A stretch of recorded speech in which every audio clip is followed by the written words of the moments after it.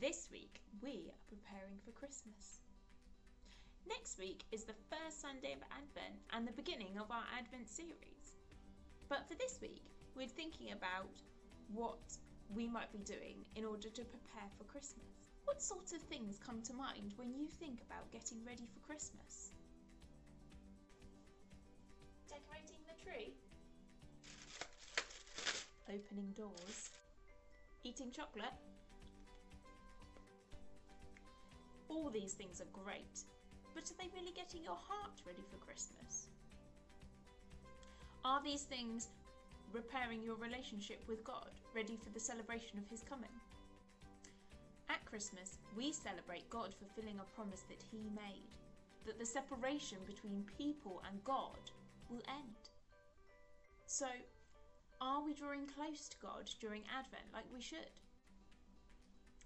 Through prayer and following the lessons given to us in the Bible.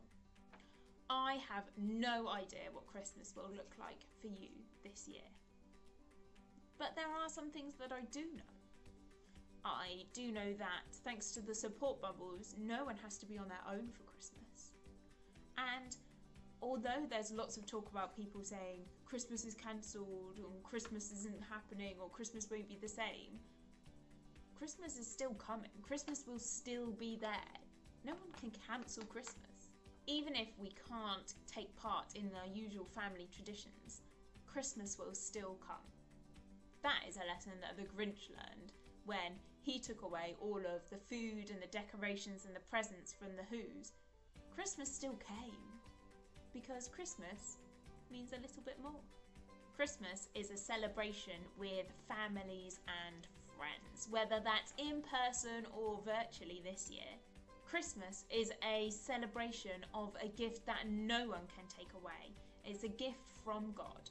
So, as we get close to Christmas, let's focus on the good things that we can do rather than thinking about all the things that we might be missing out on or all the things that we aren't able to do this year. We will not lament the things that we aren't able to do, but celebrate all the good things that we have and are able to do.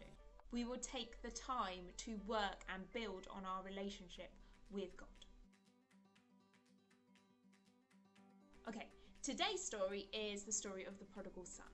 This is a story that Jesus taught to explain why he spent so much time with people that others considered to be sinners. Now, if you want, there is a link to a video where you can watch a cartoon version of this story.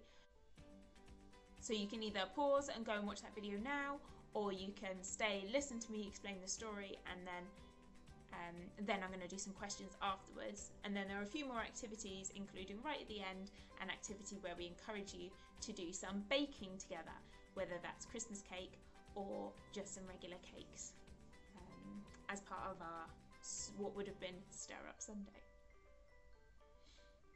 So, in the story of the prodigal son, there was a man with two sons. And one of the sons asked his father if he could have his inheritance so that he could go out on his own. So his father gave him the money, and off the son went, and he spent all of his money. He went out and had lots of parties and had really fancy meals, and then all his money was gone. He didn't really know what to do. He took a job as a pig herder, but he was starving and ended up eating the pig's food. When he thought about it, he realised that even the servants in his father's home had plenty of food to spare. So rather than starving himself, he decided to go back to his father and to ask if he could be welcomed back into the house as a servant. When the son returned, the father was so happy to see that his son had come back. He welcomed him with open arms and had a great feast in his honour.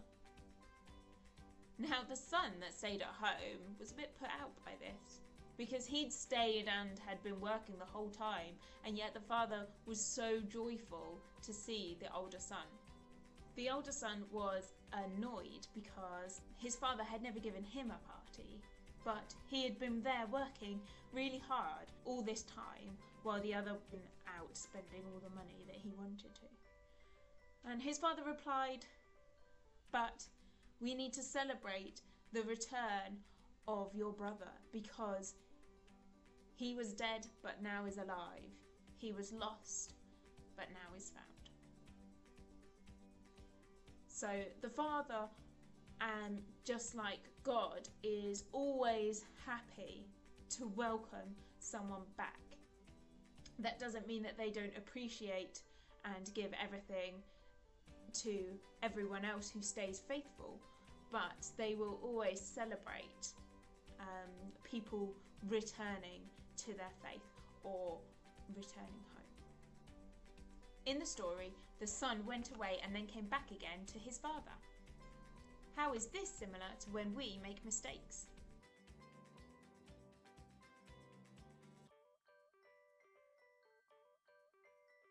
When we make mistakes, God forgives us when we are truly sorry.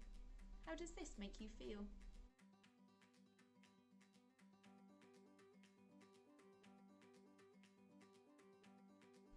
How do you think this story might help you get ready for Christmas?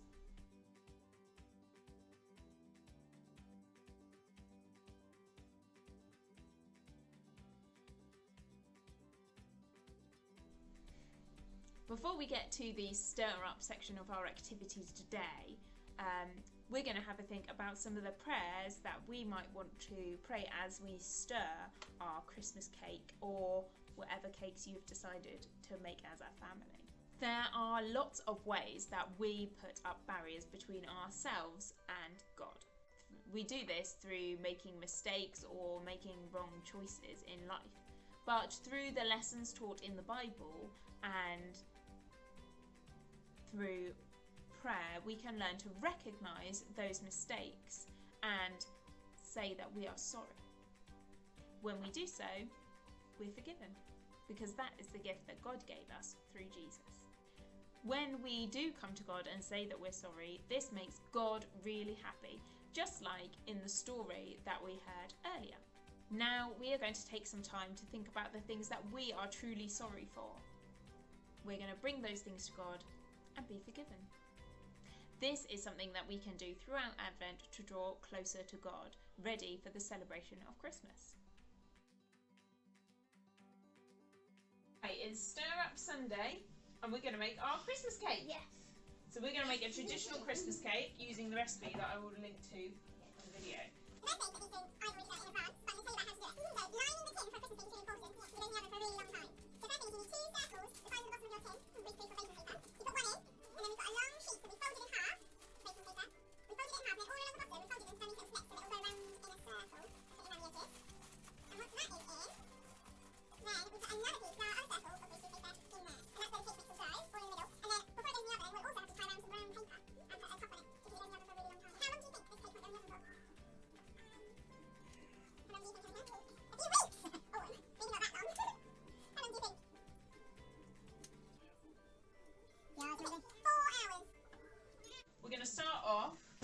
We have already measured our fruit and left it soaking. This has been soaked in amaretto, but you can soak it in orange juice or brandy, whatever you like, really. So the fruit is there and it's been soaking for, well, a few days actually. So that's all ready to go in. Now you guys are going to weigh the rest of the ingredients for me, yeah? Okay, so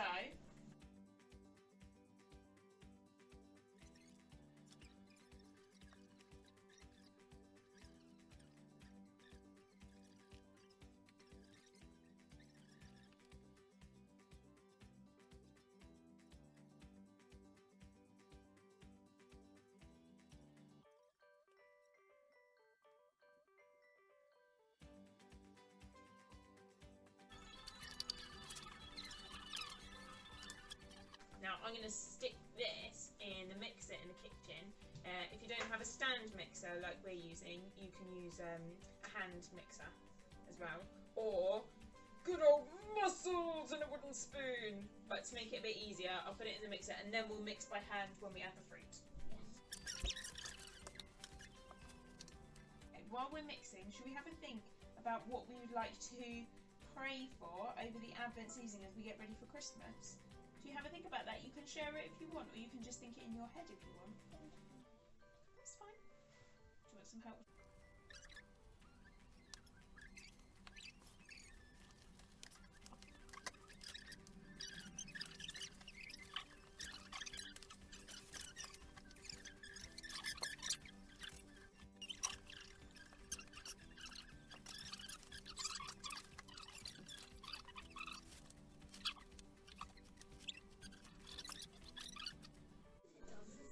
So I've added the brown paper around the bottom, and I've got a brown paper lid on the top with a hole in the middle, just to stop it from catching, because it stays in the oven for a really long time. So now our Christmas cake is ready to go in the oven for 4 hours. Well done. So if you guys want to join in at home, you can make a Christmas cake if you and your family enjoy eating Christmas cake. Or if you don't want to eat Christmas cake, or you don't have the ingredients to hand, you can make some regular cakes, and as you all stir them up together, think about your prayers for Advent. That's going to be a good cake, guys.